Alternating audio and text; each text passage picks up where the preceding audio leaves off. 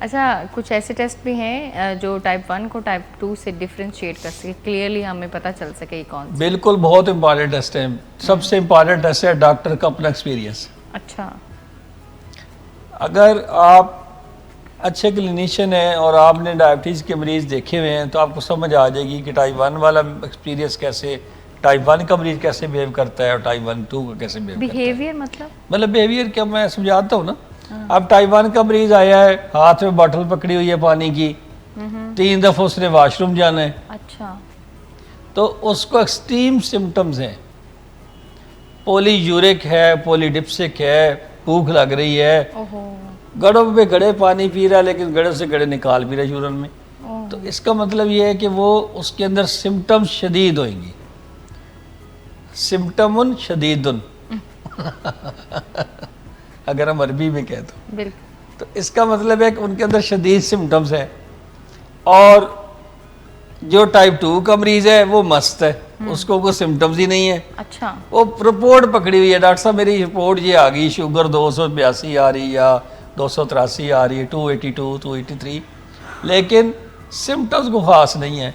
Doctor साहब मुझे तो कोई अलामात ही नहीं है, मैं तो ये अपने प्रोस्टेट का ऑपरेशन कराने गया था, उधर डॉक्टर साहब ने कहा कि शुगर चेक कराओ तो निकल आई है। अच्छा, या मैं ये कैटरेक्ट का ऑपरेशन कराने गया था तो उन्होंने कहा कि सफ़ेद मोती है तो तेरा बाद में निकलेगा, पहले ज़रा शुगर चेक करा के आओ। तो उसमें शुगर चेक कराई तो 250 आ गई या 282 या वगैरह वगैरह। तो इसका मतलब है 200 से ज़्यादा आ गई शुगर रैंडम में, तो इंसिडेंटल डायग्नोज हो गया। इलामात हो भी सकती है, मैं ये नहीं कहता बिल्कुल नहीं होती, बट मामूली इलामात हो भी सकती है, पेशेंट को पता ही नहीं चल रहा हो। या ये कि जैसे आपकी फैमिली में डायबिटिक पेशेंट्स हैं, वो ग्लूकोमीटर नया लेके आए तो उनका सारों की चेक करके देखो, उसमें भी कुछ लोग निकल आते हैं जी। कुछ लोग बाहर जब जाने लगते हैं, टेस्टिंग होती है उससे पता लग जाता है। मेडिकल टेस्ट जब होते हैं, कोई मेडिकल रिकॉर्ड बनता है पहला, उसमें पता लग जाता है। तो ये आमतौर पे 30 और 40 के साल के अफराद होते हैं, टिपिकली 40 से अबव, लेकिन 30 और 40 में बड़े केस दरमियान भी हो सकते हैं। और ये बच्चे जो है, ये जो 10 साल के 11 साल के जो एक्सट्रीम वेट लॉस के साथ आते हैं, वजन कम होता जा रहा है, खाना पीना सेम है।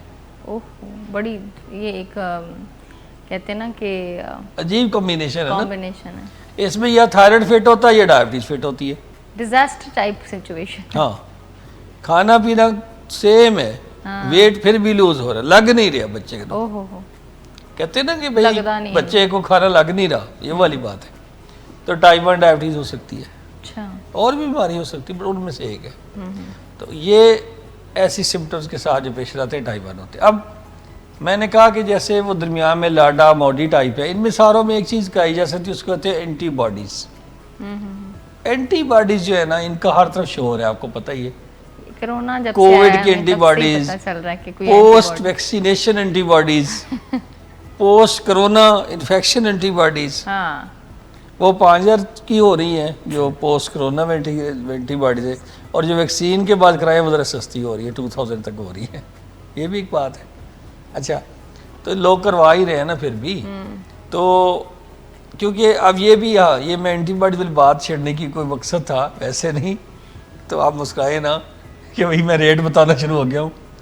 मैं सर इसलिए बात कर रहा हूँ, ये भी तो एक इम्पॉर्टेंट टॉपिक है। बिल्कुल कि मेरा सिर्फ ये कहने का मकसद है कि आजकल कुछ अरसे में ऐसा होगा कि लोग व्हाट्सएप ग्रुपों में भी लगाना शुरू हो गया ना कि मेरी एंटीबॉडी 4000 है, या मेरी 2000 है, या 3000 है, या कोई कहता है मेरी 1000 बनी है, किसी की 100 भी बनी है। कितनी होनी चाहिए कोई अभी फिक्स नहीं है, लेकिन बननी शुरू होगी तो लोग लगा रहे हैं अपने स्टेटस।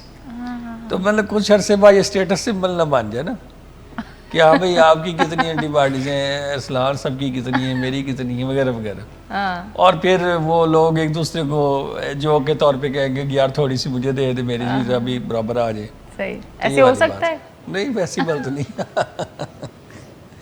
तो कहने का मतलब है ये एंटीबॉडीज़ का भी एक सिस्टम है। तो ये एंटीबॉडीज़ मैं उनकी बात नहीं कर रहा, मैं जिनकी बात कर रहा हूँ ये काफ़ी एक्सपेंसिव है। अच्छा। ये रेट्स बताने का पर्पज़ ये भी था कि एंटीबॉडीज जो इंसुलिन के हवाले से की जाती हैं, और जो ये बता देती है कि इस पेशेंट को मोडी है, टाइप 1 डायबिटीज़ है, ये टाइप 2 है, ये एंटीबॉडीज़ कोई 20,000 तक कॉस्ट करती हैं। तो हर एक मरीज़ के ऊपर आप टेस्टिंग नहीं कर सकते, आपको क्लिनिकल जजमेंट यूज़ करनी होती है। जी जी। उनमें से कुछ लोग जिनमें आपको शक शुबा हो कि ये डिज़ीज़ टाइप 1 है या टाइप 2 है, वहाँ पे आप टेस्टिंग करवा लेते हैं। राइट। ठीक है, मसलन एक टाइप 1 का बच्चा है, कीटोन्स बिल्कुल नहीं आ रहे, सी पेप्टाइड भी उसका ठीक है और वेट भी उस तरह ख़ास लूज़ नहीं हुआ और एज उसकी 12 साल है, तो ऊपर ओवर वेट भी है, तो आप कहें कि भाई ये टाइप 1 है, चूँकि एज वाइज उधर फॉल करता है, लेकिन टाइप 2 भी हो सकता है। ऐसी सिचुएशन में जहाँ क्लिनिकल से के साथ मैच नहीं कर रही चीज़, वहाँ पे आप एंटीबॉडीज़ का सहारा लेते हैं। वो एंटीबॉडीज़ एंटी गैड है, एंटी इंसुलिन एंटीबॉडीज़ है, ये सारी आपको डिफ्रेंशिएट कर देंगी वन कंडीशन से दूसरी कंडीशन को।